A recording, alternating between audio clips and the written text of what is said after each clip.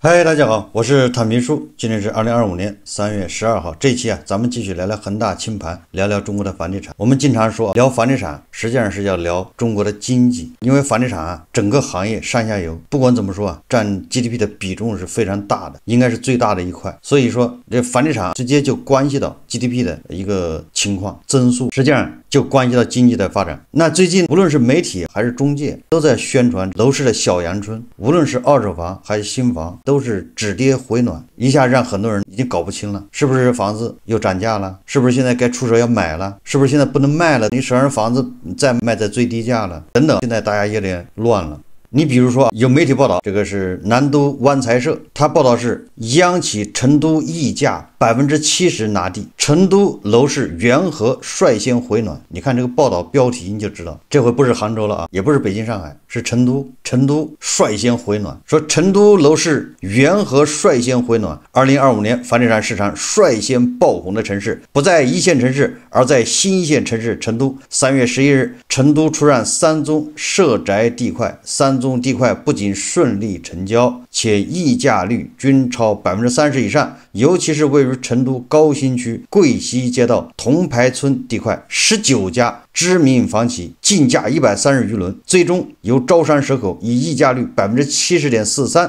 揽入囊中。招商蛇口将原本起拍楼面总价约15.84亿元的地块，以加价11.16亿元竞得，折合楼面价3.17万元每平米。这是昨天就说了，关键是什么？关键是楼市低迷4年，居然成都产生史上第一宗楼面地价破3万块的地块，就是破了历史记录。为什么这个现象会出现在成都？当然媒体有媒体的说法，我只说这种报道。你看，一方面是这些央企高溢价率去拿地，成都130轮拍卖，这主要是央企参与。但是同样还是成都，网上也有各种负面新闻出来。有一个叫密探财经的媒体3月12号刊登一篇文章，叫转入极致高周转，招商蛇口去年盈利大降，问题楼盘频发。在成都以历史这个最高价拿地的，实际上它现在是问题缠身。按照这个媒体说法，叫极致高周转。这个大家说，极致高周转通常指的就是碧桂园。怎么招商蛇口作为央企也玩起了这种高周转？去年盈利大降，今年不惜代价拿地，到底说明什么问题？说根据成都业内爆料，说招商当天上午拿到地之后，说下午挖土机就进场了，有点迫不及待。有网友点评说这么贵的地，对吧？每一天利息多少？所以抢一天就能省不少利息。反过来说明这高周转它是有要求的，拿到地开始就得进去干活。无独有偶，说去年12月20日上午，成都市成华区28板块81.6亩宗地被招商蛇口底价拿下，楼面价1.39万元每平米。说拿地后，招商蛇口当日下午便开工。然后有网友感慨说，你见过哪个大牌开发商，尤其还是央企，有这样的速度？我记得这种速度只有碧桂园有，人家60天或者90天交楼，或者6个月交楼，这都是军令状。怎么招商蛇口把这个也学会了？根据相关报道说，在成都拿地当日说招商蛇口也曾以楼面价1.8万元拿下苏州工业园区内地块，拿地即开工，拍地与拿证零时差。还有其他地方也是这种类似情况，招商拿地后迅速行动，典型的高周转思路。所以这个就不能不让大家想起这个碧桂园了，玩到极致就是碧桂园，摘牌即开工。当然我在以前节目一直说，这些央企为什么跑到这种北京上海或者是杭州成都这种一线或者叫什么新一线城市核心地块拼命的砸钱买地，本质上他是觉得这种核心地块不愁卖多贵都有人买。你看上海日光盘一套4000万5000万全款一天卖完，所以他们就拿这种核心地块不惜代价去抢。这种优质韭菜每个地方还得有一点，也有钱人还是有的。同时在招商蛇口全国或者叫核心的城市核心地块疯狂拿地的同时关于招商蛇口的投诉那也是非常多。去年11月说，成都天府新区招商时代公园54地块首批购房业主举报投诉，直指外立面呈现与宣传严重不符，装修价格虚假宣传等，项目外立面设计整体呈现与宣传不符，品质严重下滑，我们极度不满。相比同类项目如32号地、58号地、55号地，支付了更高价，却享受更低质量、更少配套与品质，这是对业主权益的极大损害。现在咱们政府又提出了造好房子，这个成为房地产追求的一个目标。你不光要价格贵，你更要品质一流。现在你看这个央企房地产公司恐怕也是到了某些关键时刻了，不要被他疯狂拿地这种现象所迷惑。他们拿的是那种高价值的，这种要抢速度，今年拿，下半年就卖，回来现金流赚钱，这样改善央企的它的现金流，缓解它的资金压力。但是这种高周转实际上风险非常大，市场稍有波动，即便它再大，宇宙房企那也得暴雷。我们再看条新闻，这是新浪保险频道报道说，多家银行转让个人不良贷款，透露出什么信号？根据银灯中心3月11日，平安银行公告称你通过银灯中心开展个人不良贷款、信用卡透支转让业务，未偿本息总额 1.19 亿元，转让起始价700万，未偿本金总额中含信用卡年费、刷卡手续费、取现手续费等相关费用。也就是它这个标的是将近 1.2 亿元，但是这个不良资产卖，你拿700就能买走，700万，这连零头都不到为什么这么甩卖呢？这只是近期频繁的个人不良贷款转让业务中的一笔。澎湃新闻据银灯中心披露的公告不完全统计，仅2025年2月27日至3月11日，便由平安银行、建设银行、中信银行等多家银行总行及分支机构转让个人不良贷款项目，扣除重新挂牌的项目后，涉及未偿本息总额112亿元，其中因信用卡透支而产生的个人不良贷款约18.6亿元，因个人消费及经营性贷款所产生的不良贷款93亿元。这个反映出一个什么现象？你不管怎么说，都是一种经济恶化，也就是这么多信用卡的持有人，信用卡的还不上了，还有是消费贷的还不上了，银行显然已经不打算收回来，把这个以零头的价格处理掉，无非就是更多的人破产失信。在这种情况下，你要说楼市价格还在涨，这确实这个是难以理解。刚才说的成都帝王，是不是帝王稳赚不赔？是不是你要拿了帝王，你就现金流就能好？也未必。你看中国房地产报道说，触碰现房销售制度红线，三亚一帝王项目违法销售被查处。三亚的帝王项目原本是要执行现房销售的房地产项目，开发商却采取收取认筹金的形式违法销售，房企这一触碰现房销售制度的红线举动被当地住建部门查实。不久前，三亚市住建局对外发布了一则通报，称近期该局接到举报，反映天正山河喜苑项目在未取得商品房现房销售备案情形下，向购房人出售商品住房。就是当时这个帝王项目开发商拿下的时候有要求，必须是现房销售，也就是你把房子盖好了你才能卖，盖好了你才能拿到商品房现房销售备案。结果这个开发商显然房子还没盖完，还没有拿到商品房现房销售备案，他就开始卖了。为什么？既然这个房子这么好卖，又是帝王，你上海那都是日光4000万5000万一套，一天卖完，你这三亚帝王项目也差不多。既然这样，为什么那么着急？你这个商品房现房销售备案还没拿下你就开始卖了，显然缺钱了，开发商缺钱只能抢跑。刚才咱们说了，这些银行把自己的信用卡这不良资产甩卖，说明大家赚钱不容易，大量的人信用卡都还不上了，消费贷也还不上，就失信，说明这现在的经济形势不是太好。再以电商为例，电商直播带货那风口浪尖，赚钱容易，给大家感觉，因为他动不动有的头部电商、头部主播一晚上就能卖多少亿，他们拿几十亿出来干个什么超市，那钱就像玩一样，对他来说就是个数字，所以给人感觉头部电商那肯定是赚得盆满钵满，他应该不受，或者是比较少的受经济影响。实际上大家可以看一看这个抖音平台上面的那个广西大网红叫许华生，他在直播的时候自曝太难了，大家可以看视频。招人吗？不招啊，不招，我们裁员的裁的挺多了，2楼都出去了，把它隔开，2楼的要了阳台和酒庄，其他的都不要了。现在你知道吗？多难挣的钱多难吗？人工啊，水电是吧？发工资1个月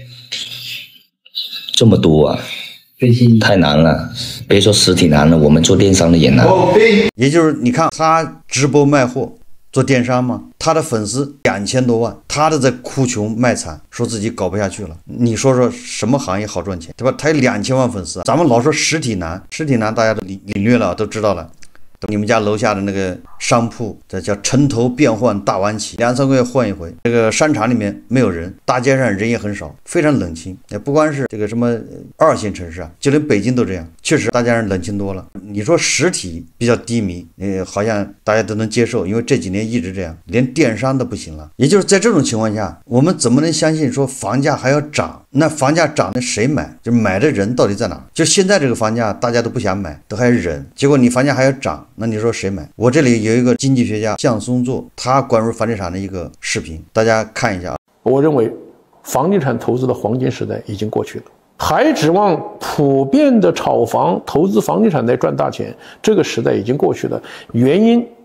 也是非常简单的，第一个，中国的整体的房地产是过剩的；第二个，更重要的是中国人口的问题。所以朋友们，你们判断房价，不管是一个国家的房价还是一个城市的房价，其实有一个最重要的指标，就是这个地方的人口的增长。如果一个国家的整体的人口不增长了，你基本可以判断这个国家的房价它不会出现大幅的上涨。这是世界各国的历史经验，因为房子最终是要人住的，你的人口在下降，人口又在老龄化，你这个房子最后谁住呢？那有人讲说我是炒房，我是把房子卖出去的。对呀，炒房的人，你的房子之所以能够卖出去，也是因为有人住，才会有人接盘呢，不然谁接盘呢？所以炒房的朋友，以后很多房子是卖不出去的。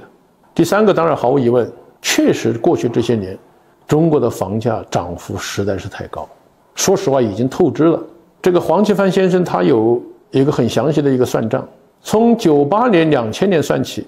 到2020年，整整20年，中国几乎所有的地方的房价涨了20倍。哪怕是5线城市，在2000年的时候，每平米多少钱呢？每平米可能200、300。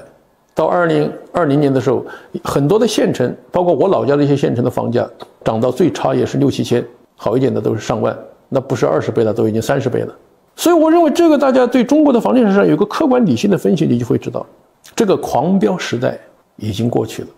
狂飙时代不会再来了。那当然，有些朋友他们就说，房价就应该让它下降，下降到每平米几百块钱才好呢，本来就不应该涨那么高，1平米涨几万、10万，这甚至几十万，完全是疯了。今天就应该它跌下来，听起来也有点道理。但是我有时打一个比方，我说这个经济就跟人的身体一样，现在有个大胖子，过去暴饮暴食，本来体重这应该150斤的，现在长成300斤了，泡沫，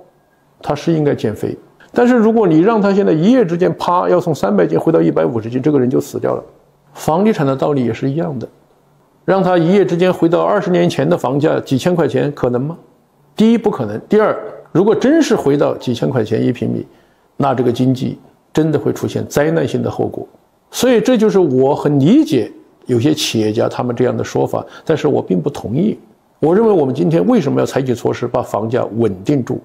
因为只有稳定住房价，老百姓的财富稳定住，他的消费的预期才能够逐渐稳定。与此同时，房价稳定住，银行的金融风险才能够得到比较好的管控。所以2025年我的判断，止跌回稳，可以期待某些地方的房价还会出现反弹上升。止跌回稳，这也是中央经济工作会议对整个房地产行业的一个基本的要求。所以我们可以看到，包括中国人民银行在内，采取了一系列的政策，要实现这个目标，止跌回稳。房地产市场的止跌回稳对整个中国经济是极为重要的，无论是对于我们中国的个人财产，还是对银行的风险的防范，还是对整个国家投资和经济的稳定，房地产都是极为重要的产业。所以我们经济学界一直以来都有这么一句话，房地产行业是中国经济的一个支柱产业。这个向松作他是一个经济学家，也好像是中国农业银行的什么独立董事，说得很清楚。你要从人口来看，房地产楼市长期是由人口决定嘛。你要从人口来看，它是不支持房价涨的。你短期来看，虽然受金融影响，政府正在救市，但是我觉得跟韭菜的收入、韭菜的预期都有直接相关。刚才说了，你看韭菜赚钱越来越难，这根本就不支持房价上涨，还指望着这个炒房子来改变命运的。这个大概其跟在胡适炒股想达到财富自由这想法是一样的。我也一直说，你说这个楼市到底有没有回稳，有没有止跌，你就看政府它有没有继续出台救市措施。你看啊，前2天苏州作为地级市里面排第1的，它的 GDP 比杭州还要高。苏州居然推出一个，你按揭贷款买房，你前5年你只用还本金的，就那100元，就是你1个月只用还100，还5年以后才开始正式还，就为了让你买房，都已经到这地步了。说明什么呢？说明这韭菜没钱，没有办法，你不这样，那韭菜他没法买了房子。我举个例子，买过房的人都懂，你这个房子150万，你在苏州买到房150万，恐怕也是普通行情吧。因为苏州的房价我不太清楚，估计1万多1平米是要的吧。你买个120平的150万，那这个我说的还是精装在装修了，150万首付15%，那就是你首付要23万，加上手续费、契税什么乱七八糟的，估计25万吧。你贷款你要贷127万，现在的贷款利息大概在3.2%左右，就平均你要是按30年贷款，这么算下来，每个月你的房贷就是5500块，按揭贷款你每个月得还5500。大家扪心自问，对吧？如果你在2线、3线城市，你一个月贷款1个月还按揭贷款5500，压力也没有点大，这个是雷打不动的。那为什么苏州它搞出个你1个月只要还100，不就是因为说明压力太大，没人买吗？苏州是经济第1强地级市，但是我想这个苏州它高薪人群不多，它跟杭州不一样。你看杭州它主要是以什么为主啊？电商、数字经济、互联网、移动互联网、人工智能等等，就这些都是高薪。你怎么着起薪1万多，这是常见的吧？这是普通的。你要混得稍微好点，码农2-3万，有的恐怕4-5万，就更好一点的大厂。要不然杭州的房价不能那么高。那苏州那毕竟都是企业多，就那种工厂，外企虽然收入稳定，但是它工资不会太高，恐怕普遍1万多。你要中层管理、高层管理，那肯定高一点。我说这普通职工，恐怕也就1万多，1万多你拿到手就是1万块，5500要交按揭，还是有点紧。所以说人家政府才搞个你只用还100块，等你这个工资高了，你升了，你普通职工员工升到中层管理，工资3万1个月，5500你就还得起了，没有压力。实际上这个房子如果再跌30%，150万它现在变成105万，就是跌掉30%，这个时候还是15%的首付，你就首付20万，贷款是85万，还是30年期还，每个月房贷你只用还3700，那对苏州的这些普通的老百姓来说，恐怕咬牙能接受了，压力就不会那么大。这个时候这些2线城市这些年轻人买房，恐怕就动能就足了。因为3700一个月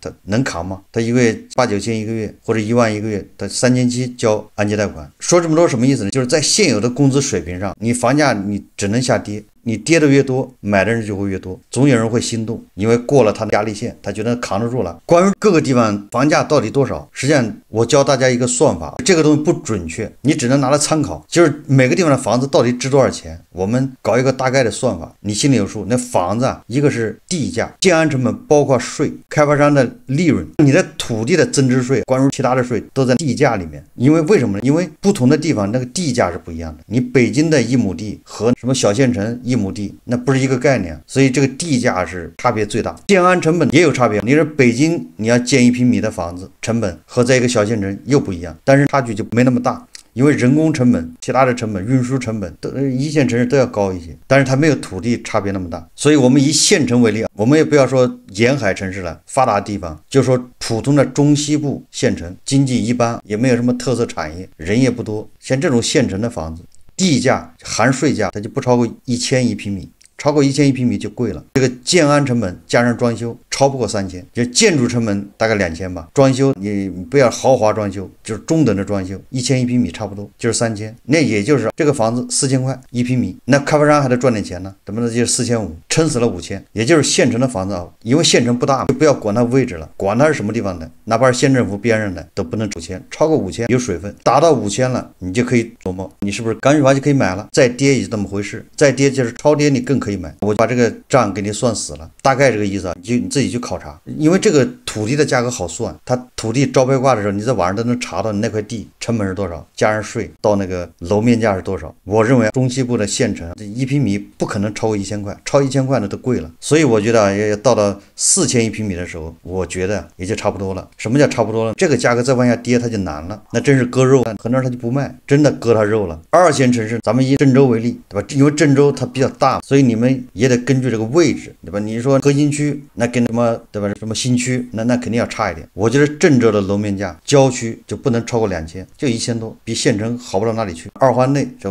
个核心区，这最高不能超过4000，建安成本差不多，你就给它涨1000，建筑加装修一共4000，也就是8000块。核心区8000块，你差不多就跌不动了，差不多也就到底了。但是这个郊区稍微远一点的地方是核心区，大概就是6000，到了6000估计它就不好跌了。那一线城市北京，我觉得5环和6环之间那个地价就不能超过1万，就是按1万算，建安成本5000，加上各种税费就2、3千，也就是5环到6环之间，如果在2万以内，就是1万8，那绝对再往下跌它跌不动了，难度很大了。现在我看平均在3、4万，但是有的恐怕还贵一点。5环到4环之间，地价再加1万；4环到3环之间再加1万；3环到2环之间再加1万，也就是2环附近，也就是5万块钱地价。那加上什么建安成本税乱七八糟，顶多1万，那就6万。你就记着，到了6万，你就觉得这个恐怕不太好跌了。我说的是新房，老破小在这基础上再打折，所以你自己算了这个公式以后，心里有数，你就不用到处问这个问那个，说我这房子能不能买？你自己把你要买的房子位置离你的核心区有多远，地价是多少，你给它估一下，就按我刚才的标准。我跟你说，我那个标准是按高的估的，但是很多事情你不要那么轴，你知道吧？因为每个房子的容积率不一样。你那个容积率是2.8，人家的容积率是1.5，那你的楼面价是不一样的。1.5的楼面价肯定高，2.8的楼面价肯定要低一点，好吗？你那房子盖40层，那楼面价是能一样吗？人家是这个一共才4层，低密度的，所以说自己去估算，这样你就知道你那个地方房子有没有水分，还有多少水分可以挤，对吧？你是不是该着急？你比如说过气网红城市杭州，你这么算一下，核心区的房价，对吧？它就不应该超过3万，那是其他的区稍微远一点的，那就是1万多。在这个之上叫水分，你就等着挤。经济好，它是水分多，泡沫大；经济只要一不好，这水分就得挤干净，甚至要挤过，也就像股市一样的跌要跌过头。现在的经济形势大家也知道，也就不用多说了，把那些税都算到地价里面去。农民盖房子，他建筑成本一般的在1000多一点，1平米农民自建房现在也在1000多，如果加上装修精装，恐怕也得1000，就是农民自建也就2000差不多了，精装修。这个极目新闻报道说，北京一别墅由9000万元降到1500万元，业内是吧？不可能，应该是降了1500万元。说近日有消息称，北京朝阳区一栋别墅从9000万元降价到1500多万元，降价幅度达到7500万元，引发热议和猜测。视频中，男子称该小区位置优越，与朝阳公园仅1路之隔，位于朝阳区的正核心位置，甭管去国贸还是去望京和首都机场，15分钟和30分钟全部都能到达。3月11日，多位业内人士表示，男子应该是表达有误，应该是降了1500万。另有业内人士告诉记者，上述视频中的男子为其前同事，那个小区最便宜的房子也在5000多万左右，他可能想说是降了1500万元，而不是降到1500万元。别管是降了还是降到，总之在朝阳公园边上，那位置大家都知道非常好，离国贸离首都机场都非常近，不堵车，15分钟30分钟都能到。如果是7500万，价格还是高，为什么呢？按我刚才说的，它还有降价空间，因为这个别墅大概500平米左右，一般的都这样。7500万就相当于每平米15万，它那小区同户型的别墅最低价是4600万，实际上就是4600万，还有降价空间，也就是还有水分可以挤。那个位置考虑到它是低密度，所以说它真实的价格也应该就在6万一平米。到了6万它就不好跌了，6万以上它随时可能跌。如果现在不跌，那明年后年它就扛不住，它还要跌，没人接盘。好，这期节目我们就聊到这里，感谢大家收看。如果喜欢我的节目，欢迎订阅转发，也可以在下方留言评论，谢谢大家。